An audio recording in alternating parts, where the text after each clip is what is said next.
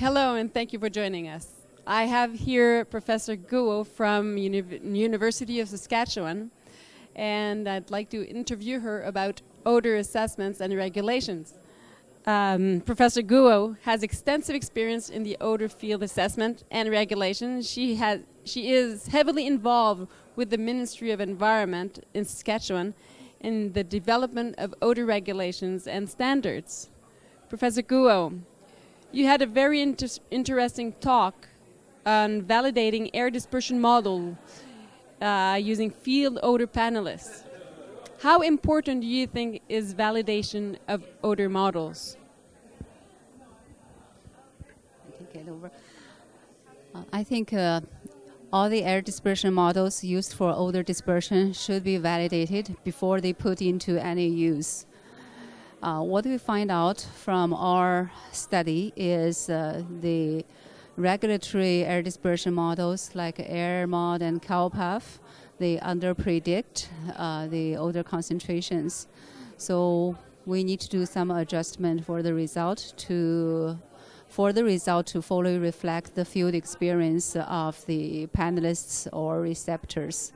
So it's very important to validate the dispersion model before we put into any use. So this is quite interesting because very often people and regulators and pretty much consultants as well have the idea that dispersion models overpredict. So this is actually quite interesting as results of your science research. What is your opinion about regulation that is purely based on dispersion model?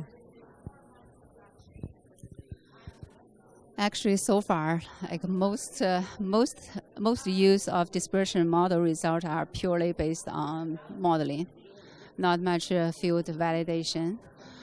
I think from the regulatory point of view, it's probably okay for now when you haven't got much field data yet. But you probably should. We should conduct this type of research to obtain the data, and then until then we can update the regulations. But without any regulations on odor, and then we cannot we cannot determine setback distance, or we cannot do zoning. We cannot approve new development.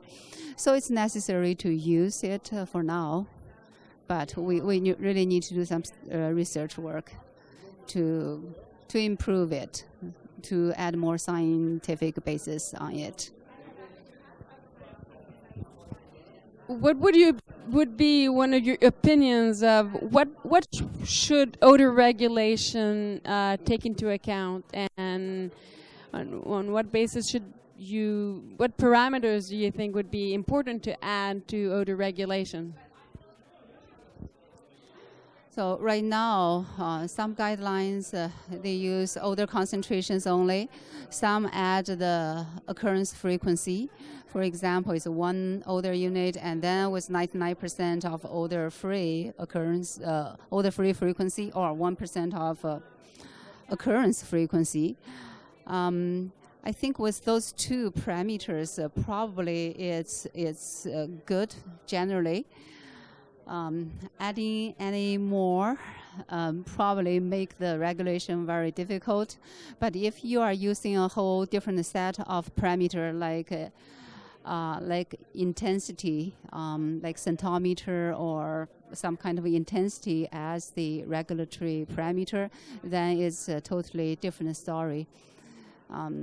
So right now there are some states in the U.S. they use centimeter, and then what kind of detection to dilution to threshold value.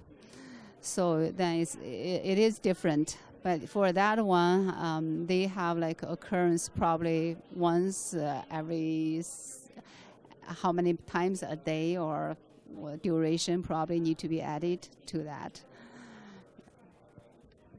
I guess one of the difficulties would be to add the intensity factor into the dispersion modeling approach, wouldn't it? Yeah, because the dispersion model all output our odor concentration, and then all the field experience is in terms of odor intensity. So what we need to do is to find out the correlation of odor intensity, and then this way we can translate odor intensity to odor concentration. Then we can compare with the modeled results.